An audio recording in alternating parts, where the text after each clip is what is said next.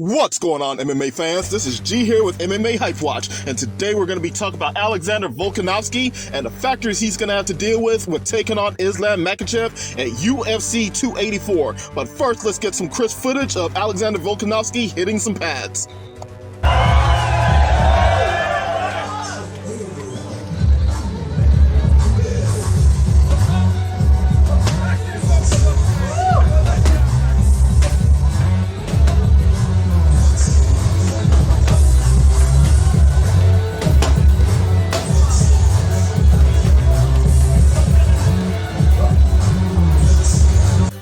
Alright, let's get straight to the heart of the matter, as Alexander Volkanovski is the #1 pound-for-pound fighter in the world, according to the UFC, and the reigning and defending featherweight champion. Islam Makhachev sits at #2 on the pound-for-pound list. Not just for his win streak, but also the way that he beat Charles Oliveira at UFC 280. Charles Oliveira being one of the scariest strikers, one of the scariest grapplers that is still in the division. And in saying that, it seems that Islam Makhachev took out a way more dangerous fighter in Charles Oliveira than Alexander Volkanovski did in Max Holloway by stats. And yes, I do mean by stats, as Max Holloway beat Charles Oliveira by TKO or esophagus injury at UFC Fight Night 74. Sure, there might be some MMA math in there that you might want to do, maybe that you could do, but really you don't have to do all of that. At that point in time, that was not the same Charles Oliveira that we have seen today that went on to win the UFC Lightweight Championship belt. This was the Charles Oliveira that was putting away interim champion, former champions from other MMA organizations, other interim champions, back-to-back, non-stop. And in a division with some of the most dangerous strikers across the whole entire UFC division outside of the heavyweight division. Islam Makhachev put on $1 million worth of striking training at UFC 280 versus Charles Oliveira, and it showed.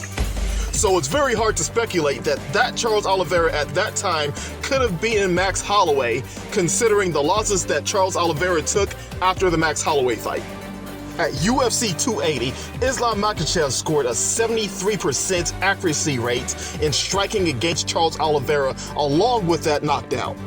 Whereas in the last fight between Alexander Volkanovski and Max Holloway, Alexander Volkanovski was only able to score a 53% accuracy rate against Max Holloway. And that's definitely not a stat to downplay, considering that he threw 199 strikes versus Max Holloway in that last fight alone.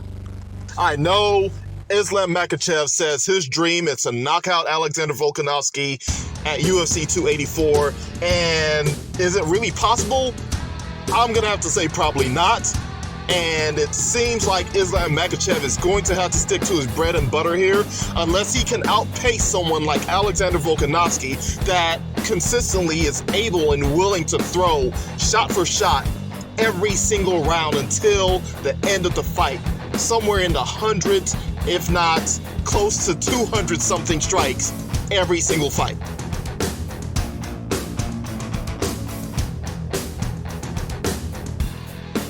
Considering how some of the fighters have looked after coming out of those wars with Alexander Volkanovski, I don't think that this is a chance that Islam Makhachev should be taking or really want to take when he gets to the heart of the matter of actually knocking Alexander Volkanovski out. So that does bring us to the bread and butter of Islam Makhachev's skills, which is basically taking Alexander Volkanovski down and basically drowning him in deep water, as he says. Because Alexander Volkanovski has been put in some pretty bad positions by other grapplers who might not be elite as the Team Khabib guys, but is still elite in his own aspect, and that is in Brian Ortega. Because let's be honest, Alexander Volkanovski's not going to quit. Alexander Volkanovski's not going to tap. That's just not who Alexander Volkanovski is. And we have to ask as MMA fans if Alexander Volkanovski has the gas tank and he has the experience to be taken down 10 times, 20 times by someone like Islam Makhachev, does he have the skills to get back up? Because it seems like the wrestling of a lot of these Dagestani wrestlers has a huge gap between the elite levels of Brazilian Jiu-Jitsu and Western style of grappling. regardless if they're black belts or D1 class champions or anything above that, not stepping into the Olympic range. How can Alexander Volkanovski close that gap and train for somebody like that without having someone in his camp that can present that threat to him, at least in training for his camp? And I feel like that's a very fair question to ask. I don't believe that the strength difference will be that huge between Islam Makhachev at 155 and Alexander Volkanovski coming up to 155, considering that Alexander Volkanovski, as you all know, was a heavyweight at one point in time. These are very fair questions to ask, considering that Islam Makhachev wants to knock Alexander Volkanovski out, and Alexander Volkanovski basically wants to show that he can hang with the big boys by basically grappling with Islam Makhachev. And these two polar opposite fighters are trying to accomplish something that will just add to their legacy at UFC 284 by defeating the other in their respective skills of expertise, where Islam Makhachev holds the advantage in the grappling department, and Alexander Volkanovski needs to continue doing what he does and going above and beyond in the striking department to beat Islam Makhachev at UFC 284. That's my personal take on it, not taking anything away from Alexander Volkanovski, but almost any fighter can be a striker, but it takes a special type of fighter to reach the highest ranks of the UFC with wrestling, because it seems like this is the major factor in UFC 284 of Alexander Volkanovski rising to the challenge to defeat this style of grappling at the highest levels, while also protecting his legacy as the #1 pound-for-pound fighter and possibly the greatest of all time.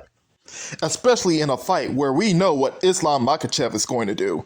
Now, we just need to figure out if Alexander Volkanovski can do what it takes to defeat this style of wrestling and take all of the accolades along with him, along with the UFC lightweight belt. So there goes my thoughts and opinions for now, but now it's time for you to give me your thoughts, give me your opinions, and give me your comments on how you think this fight is going to go at UFC 284. Enlighten us, tell fans out there and everything like that the ways that you think either Islam is going to win or Alexander Volkanovski is going to win, because we'd like to hear it. But until next time, don't forget to subscribe, don't forget to turn on notifications, and don't forget to join us next time on MMA Hype Watch.